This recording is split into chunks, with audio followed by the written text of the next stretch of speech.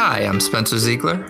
Hi, I'm Serena Halstead. Hi, I'm Mellisa Smith, and welcome to our Data Lit podcast. As we may have mentioned, we are hoping to use this podcast to engage our listeners with many assessment and data topics. Now, while Spencer, Serena, and I have had many conversations of our own on assessment and data, we always seem to come back to one central idea. What is the purpose? So we thought, what better way to kick off our podcast than to have an episode that looks at the purpose of assessments. And as we were thinking about that, I don't know if this reflects oddly upon me, but what popped in my head was actually potty training. I have a toddler at home. She's about 3.5. And over the last year, this is a little bit longer than maybe ought to have been, we went through the whole potty training rigmarole. It was a process. We would talk to Eva about it and explain what we're going to do and show her the little like Minnie Mouse theme kind of potty and, review with her, okay, what are the steps that we want to do? And then eventually it came time for having her try, and maybe it worked, maybe it didn't. We kind of gave her feedback and had conversations. And little by little, she took that feedback and she took those experiences and she became potty trained. And really, though there was no, multiple choice assessments or those kind of things there, it was really just a series of assessments throughout the process. Some formative, some kind of quick checks. Some were multiple choice where I gave her 2 options and she tells me what she should be doing. Then some kind of performance assessments where she sat on the potty and either did it or she didn't. And this, to me, is kind of a really natural, organic sense of what assessment is. And I think we lose that sometimes when we overcomplicate things with school. But for me, the potty training of Eva is kind of an idea of what assessments can be. So I think that draws into mind, assessment tends to have this sort of negative connotation. But if you think of an assessment as an evidence eliciting technique, then we're constantly in assessment mode, right? Because you're constantly, if you do something, then you're looking for evidence of it being done. So I think that potty training example is really the crux of it, because again, if you think of assessment as I'm just trying to elicit evidence of doing something. So thinking about assessment here, I'm thinking more so assessment is about giving feedback, because thinking about the potty training, you want her to do, you have taught her, you have said some things to her, but each time she goes and she tries using it, you have to provide some feedback for her to do something next. And that feedback is that ongoing learning. How am I doing in my learning? Am I improving? Am I doing what you want me to do? So when I think of assessment, I think of it as, the purpose of it is to give feedback on learning. That's a good point. And kind of going back to what we chatted about with the trailer, that if you extract out of assessment that personal relationship and that communication from the instructor to the students, and you have just the assessment, it doesn't work. If Eva just kind of sat on the potty and whatever happens, and then there was no conversation afterwards, it kind of falls flat. And the same is true with assessment, that the form of the assessment, as we'll talk about over the next few episodes, is key and is important for educators to understand so that when they are implementing certain assessment methods, they know how to maximize them. But ultimately, I think it's helpful to remember that there's a quote from an article I like, Assessment as an Act of Love, that talks about, it says, it turns out that life is really a series of data-informed assessments and actions. Or she was talking about thinking back when she was a kid, and she would read her mom and say, like, what kind of mood is my mom in? Is now the time to ask for, like, another cookie? Can I push back bedtime? These kind of things there. And she would read, she would assess the situation, make decisions there. So this podcast is going to really revolve around assessments and the data that it generates. In fact, our first 2 series are on assessment methods and assessment types. And we thought it might be worthwhile to, before jumping into the specifics, take a step back and look at what does assessment truly mean. And we're going to do that by presenting 3 different models for how you might think of an assessment and breaking down each one.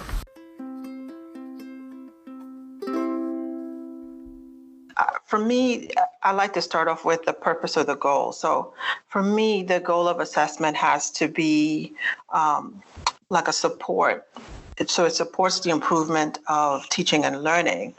So I like to think of assessment as like a hamburger. And so the assessment of itself is your patty in the middle, with the teaching and learning being your buns. And so nobody likes to eat bun on bun. So you just can't have teaching and learning by itself. You kind of need both buns and the assessment in the middle to kind of have that perfect, complete picture. I like that. As an educator and as a carb lover. And, going back to your idea of a bun, Mellisa, I am thinking about when the burger, I'm thinking more so the bun being the curriculum, the bun also being the instruction, but then the assessment comes right there in the middle. So definitely this idea, you mentioned it being an hamburger, then there's the idea of assessment being that part of a balance of a three-legged stool. So let's see where we go with that in terms of how we look at assessments.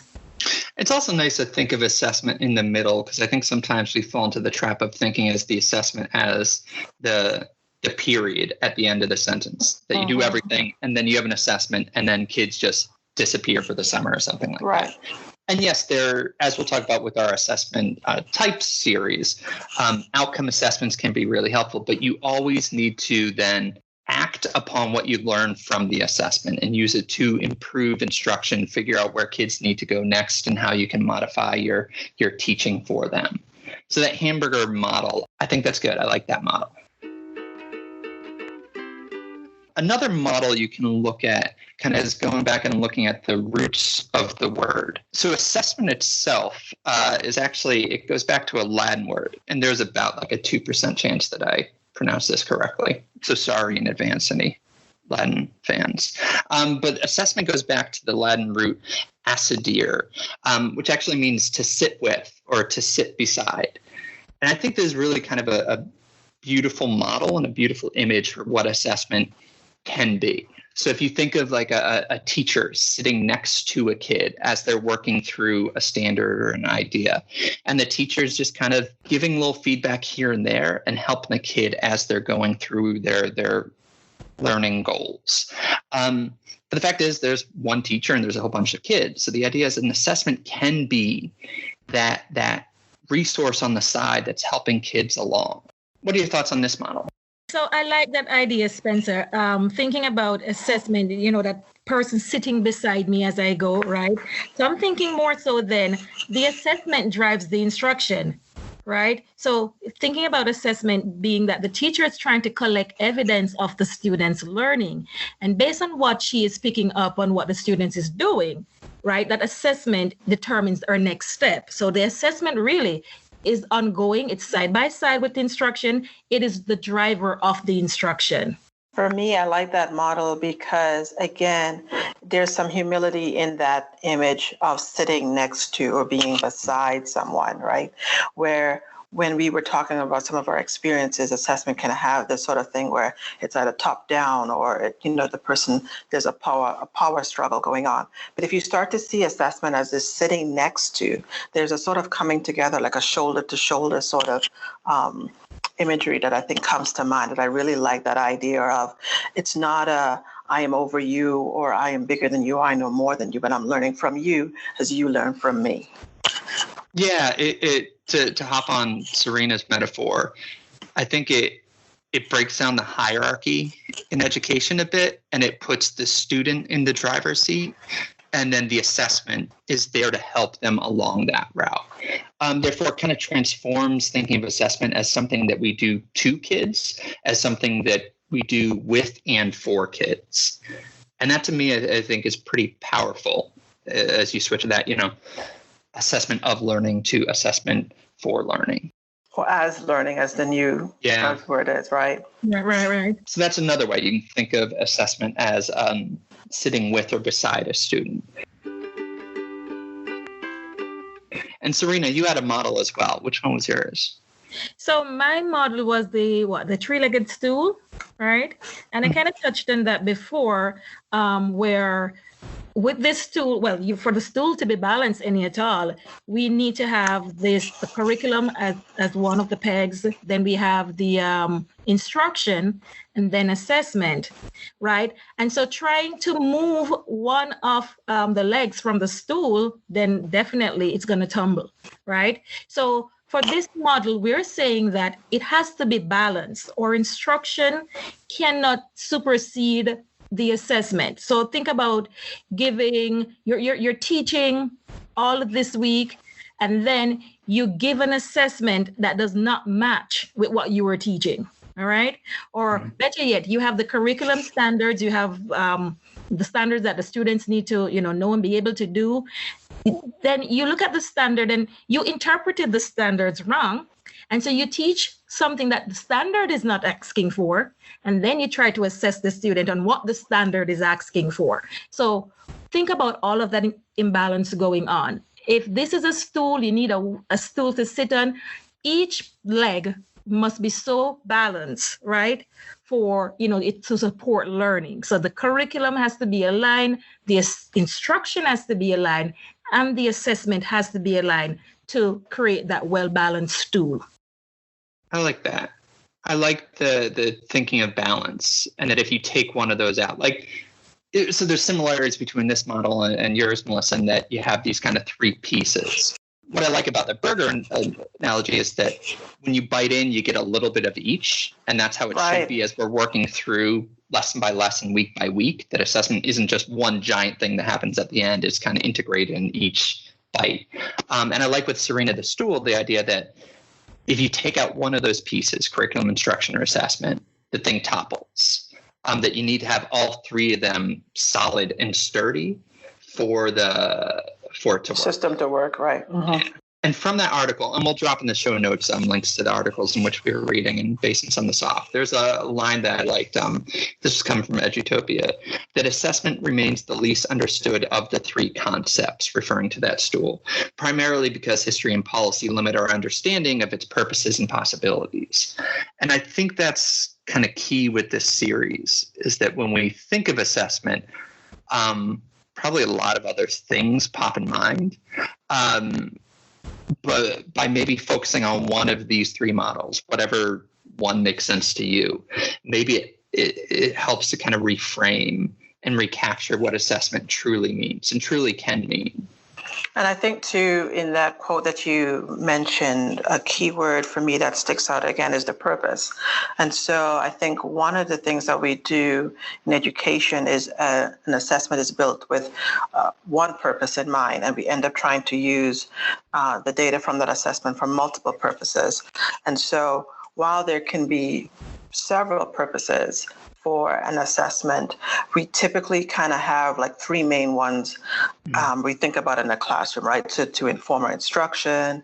Another one is to either screen or identify students in their skills, and then to measure outcomes.